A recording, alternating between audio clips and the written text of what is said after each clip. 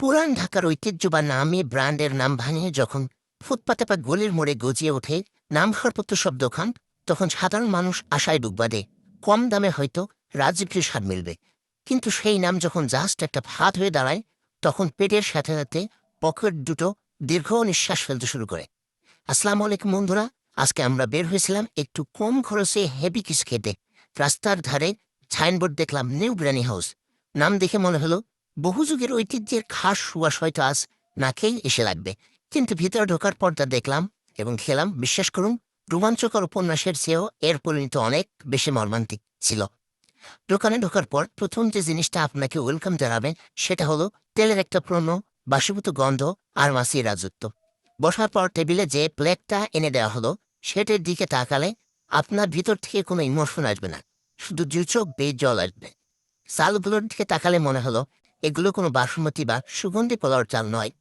এগুলো যেন কোন এক দূরবর্তী দ্বীপ থেকে ঝরে পড়া দেওয়া শক্তপোক্ত কিছু দানা, যা সিদ্ধ হওয়ার কথা ভুলেই গেছে।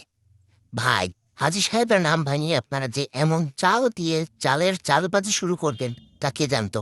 চালগুলো একে অপরের থেকে এত দূরে দূরে ছিল যে মনে হচ্ছিল তাদের মধ্যে কোনো কারণে পারিবারিক বিবাদ চলছে। এবার আসি মাংসের কথায়। প্লেটের মাঝখানে মাংসের টুকরোটা খোঁজার জন্য আমাকে রীতিমতো মাইক্রোস্কোপ বা ম্যাগনিফাইং গ্লাস ব্যবহার করতে হয়েছিল। এক টুকরা হাড়, তার গায়ে আলতো করে লেপ্টে থাকা কিছু চর্বির আস্তরণ দেখে আমার মনে হলো এটা কি খাসির মাংস, নাকি কোনো জিম্মি করা মুরগির বাচ্চার দুঃসহ স্মৃতি। আর সাথে যে সালাডটা দিল, দুটো শসার ফালি আর একটা শুকনো মরিচ, দেখে মনে হলো এটা সালাদ নয়, প্লেটের ভাঙা অংশ ঢাকার জন্য একটা জাস্ট ব্যান্ডেজ।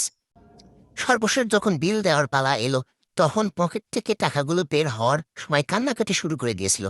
যে খাবারের কোনো মান নেই, কোনো স্বাদ নেই, সেটার জন্য যে দাম রাখা হলো, তা খাবার তা দেখার পর আমার মনে একটাই প্রশ্ন জেগেছিল, আমরা কি আসলেই খাবার খাচ্ছি, নাকি এই ছোট হোটেলের সাইনবোর্ডের লাইটিং বিল আমরা পকেট থেকে দিচ্ছি।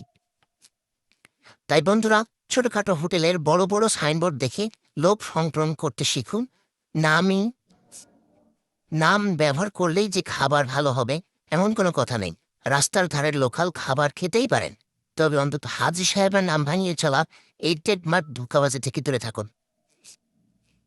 আজ এই পর্যন্তই। আপনাদের সাথে কি এমন নামে বড় লংকে ছোট কোনো হোটেলের সাথে প্রতারণা হয়েছে? কমেন্ট বক্সে আপনাদের সেই মজার অভিজ্ঞতা শেয়ার করতে ভুলবেন না। ভিডিওটা ভালো লাগলে লাইক, সাবস্ক্রাইব করে আমার এই ফুড ইনোগ্রেশন টিমকে উৎসাহিত করুন।